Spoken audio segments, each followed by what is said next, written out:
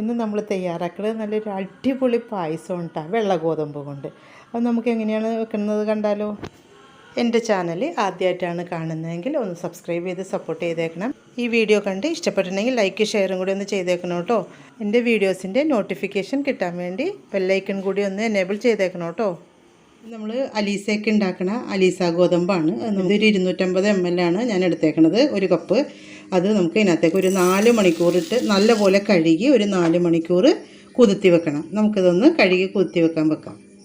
നന്നായിട്ട് കഴുകി എടുത്തിട്ടുണ്ട്. ഇത് നമ്മുടെ വെള്ള ഗോതമ്പാണ്. ഇത് എനിക്കിവിടെ ലുലുവിൽ അന്വേഷിച്ചിട്ട് കിട്ടിയില്ല. അപ്പോൾ ഇത് പയ്യോളിക്കാരൻ ഇക്കാടെ ഒരു ഫ്രണ്ട് പയ്യോളിയിലുണ്ട്. ആ പയ്യനെ കൊണ്ടാണ് ഞാൻ മേടിപ്പിച്ചത്. പയ്യോളിയിലൊക്കെ കോഴിക്കോട് ആ ഭാഗങ്ങളിലൊക്കെയാണ് ഏറ്റവും കൂടുതൽ അലീസയൊക്കെ ഉണ്ടാക്കുന്നത്. അപ്പോൾ അതുകൊണ്ട് അവിടെ നിന്നാണ് ഞാനിത് മേടിച്ചത്.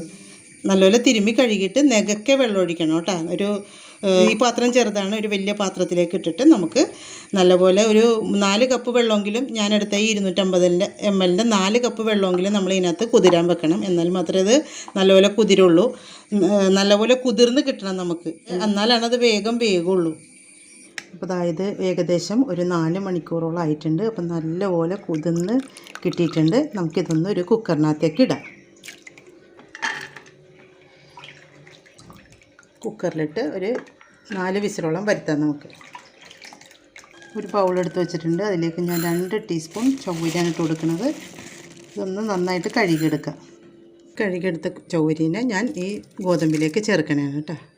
ഈ 250 ml 5 കപ്പിലാണ് ഞാൻ പാൽ അളന്നെടുത്തേക്കുന്നത്. 2ാം പാലാണിത്. അതിനകത്തേക്ക് ഒഴിച്ചു കൊടുക്കാം.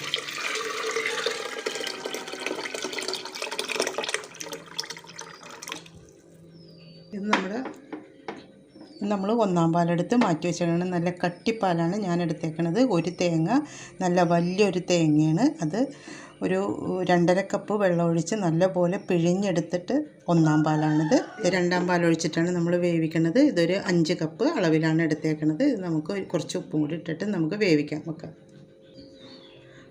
ഉപ്പ് വളരെ കുറച്ച് ഉപ്പ് മതി. നമുക്ക് ഫ്ലെയിം ഓണാക്കി വേവിക്കാൻ വെക്കാം. കുക്കർ നമുക്ക് അടച്ചു കൊടുത്ത് ഒരു 5 വിസിൽ വരട്ടെ, മീഡിയം ഫ്ലെയിമിൽ വെച്ചിട്ട് കേട്ടോ. കുക്കർ തുറന്ന് നോക്കിയപ്പോൾ പാകത്തിന് വെന്തിട്ടുണ്ട്.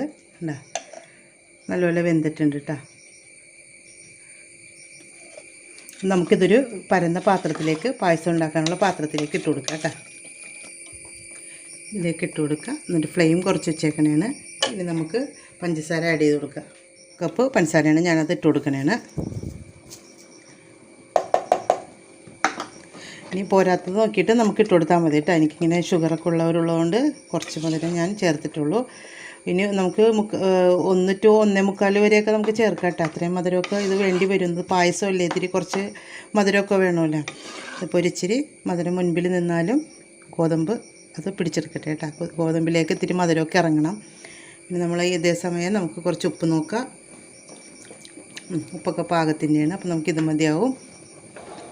ഇതിൽ ഞാൻ ചൗവരിയും കൂടി ഇട്ടിട്ടുണ്ട്. ഞാൻ എന്ത് പായസം ഉണ്ടാക്കുമ്പോഴും ഞാൻ ചൗവരി ഇടണ കൊണ്ട് കണ്ട ഇടക്കിടക്ക് ഈ ചൗവരിയും കൂടി ഇതിനകത്ത് കിടക്കുന്നുണ്ട് കേട്ടോ. അതൊക്കെ നല്ലപോലെ വെന്ത് നല്ല മണി പോലെ കിടക്കുകയാണ് ഇതിനകത്ത്. 1-2 തള വരുമ്പോൾ നമുക്കിതൊന്ന് ഫ്ലെയിം കുറച്ച് വെച്ച് നമുക്ക് വളരെ എളുപ്പത്തിൽ തയ്യാറാക്കാം കേട്ടോ. ഞാനിത് കുറേ നാളായി ഞാനിത് അന്വേഷിക്കണത്. ലുലു മാളിൽ മേടിക്കാൻ ചെല്ലുമ്പോൾ ഉണ്ടാവാറില്ല. അപ്പോൾ ഇക്കാടൊരു ഫ്രണ്ട് ഉണ്ട് അവിടെ പയ്യോളിയിലുള്ളത്.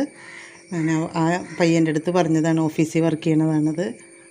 അപ്പോൾ അങ്ങനെ കൊണ്ടു തന്നപ്പോൾ എനിക്ക് ഏറ്റവും വലിയ സന്തോഷമായി. എനിക്കിതൊന്ന് ഉണ്ടാക്കി എനിക്ക് ഈ ചാനലിൽ ഇടാമല്ലോ എന്ന് ഓർത്തിട്ട്. അപ്പോൾ ഇതിങ്ങനെ കുറച്ച് കുറുകിയൊക്കെ വന്നിട്ടുണ്ട്. നമുക്കിത് 1ാം പാലാണ്. ഇത് ഒഴിച്ചു കൊടുത്തിട്ട് നമുക്കിത് അധികം നേരം തിളക്കാനൊന്നും പറ്റില്ല. അപ്പോൾ നമുക്കിതൊന്ന് ഫ്ലെയിം കുറച്ചിട്ടിട്ട് ഇതിനകത്തേക്ക് ഒഴിച്ചു കൊടുക്കാം.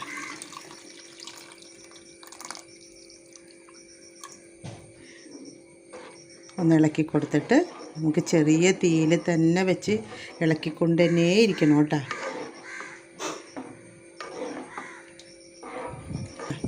തിളക്കാൻ പാടില്ലാത്തതുകൊണ്ട് നമുക്കിതിങ്ങനെ ചെറിയ തീയിൽ തന്നെ ഇളക്കിക്കൊണ്ട് തന്നെ ഇരിക്കാം. ഇതേ സമയം നമുക്കല്പം ഏലക്ക പൊടിച്ചിട്ട് കൊടുക്കാം. അപ്പോൾ നമുക്ക് കുറച്ച് ഏലക്കയും കൂടി പൊടിച്ചിട്ട് കൊടുക്കണേണ്. നല്ലപോലെ മിക്സ് ചെയ്ത് കൊടുക്കാം. നല്ല പാകത്തിൻ്റെ വേവൊക്കെ ആയിട്ടുണ്ട് കേട്ടോ. നല്ല കുറുകി വന്നിട്ടുണ്ട്. ഒന്ന് അരികെ തിളക്കുമ്പോൾ നമുക്ക് ഓഫാക്കി കൊടുക്കാം, ഫ്ലെയിം ഓഫാക്കി കൊടുക്കാം. ഇതിലേക്ക് ഞാൻ 1 സ്പൂൺ നെയ്യ് വെച്ച് കുറച്ച് കശുവണ്ടി ഞാൻ ഇങ്ങനെ വറുത്തെടുത്തേക്കണാണ്. അത് ഇടണമെന്നില്ല, വെറുതെ നമ്മൾ കുറച്ച് നെയ്യ് ഒഴിച്ചാലും മതി, 1 സ്പൂൺ നെയ്യ് ഒഴിച്ചാലും മതി. കശുവണ്ടിയൊക്കെ വറുത്തുന്നത് നമ്മുടെയൊക്കെ ഓരോരുത്തരുടെ ഇഷ്ടം പോലെയാണ് കേട്ടോ, ഒരു ടേസ്റ്റാണ് കശുവണ്ടിയൊക്കെ വറുത്തിടുമ്പോൾ. അപ്പോൾ അതുകൊണ്ട് ഇത് ഇളയമ ഉണ്ടാക്കണതാണ് കേട്ടോ ഞാൻ കൂടുതലും കണ്ടേക്കണത്. ഇളയമ ഞാൻ പറഞ്ഞില്ലേ കണ്ണൂർക്കാരത്തിയാണ്, അപ്പോൾ ഇളയമയാണ് കൂടുതലും കണ്ടേക്കണത്. പക്ഷേ ഇളയമ കശുവണ്ടി ഇടൂല, ചുമ്മാ നെയ്യ് മാത്രമേ ഒഴിക്കുള്ളൂ. ഞാനിപ്പോൾ അതിനകത്ത് അല്പം കശുവണ്ടിയും കൂടി ഇട്ട് നമുക്കിത് സെർവിങ് ഗ്ലാസ്സിലേക്ക് മാറ്റാം. ചിലവർ ഇതിലേക്ക് കടലപ്പരിപ്പൊക്കെ ചേർക്കും കേട്ടോ, അതും നല്ല ടേസ്റ്റാണ്. കടലപ്പരിപ്പ് ചേർത്തിട്ടുള്ള നമ്മുടെ ഗോതമ്പ് പായസവും നല്ല ടേസ്റ്റാണ്. നമ്മൾ സാധാ പോലെ തന്നെ ഞാൻ കുറച്ച് ചവ്വരിയാണ് ചേർത്തേക്കുന്നത്. എനിക്ക് എന്ത് പായസത്തിലും ഈ പാൽപ്പായസം എന്തുണ്ടാക്കുമ്പോഴും ചവ്വരി ചേർക്കുന്നത് ഭയങ്കര ഇഷ്ടമാണ്. നല്ലൊരു ടേസ്റ്റാട്ടോ, നമ്മൾ പറയാൻ പറ്റാത്തൊരു ടേസ്റ്റാണ്. അപ്പോൾ എല്ലാവരും വീട്ടിൽ ട്രൈ ചെയ്ത് നോക്കണം.